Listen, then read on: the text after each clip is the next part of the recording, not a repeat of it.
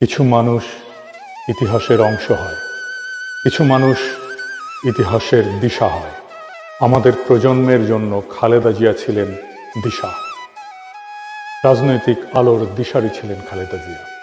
তার কণ্ঠেই উচ্চারিত হতো বাংলাদেশের মানুষের আকাঙ্ক্ষার সবচেয়ে সরল অথচ সবচেয়ে শক্তিশালী বয়ান। 1991 সালের ঐতিহাসিক বিজয়ের আগে তার সর্বশেষ নির্বাচনী সভায় দেয়া তার একটা বক্তৃতা পরদিন দেশের প্রায় সব পত্রিকার শিরোনাম হয়েছিল, ওদের হাতে গোলামীর জিনজির, আমাদের হাতে স্বাধীনতার পতাকা। বাংলাদেশের কোনো রাজনৈতিক নেতা কখনো দেশের সম্মিলিত ভয় এবং স্বপ্নকে এত গভীরভাবে, এত সহজে ভাষা দিতে পারেনি।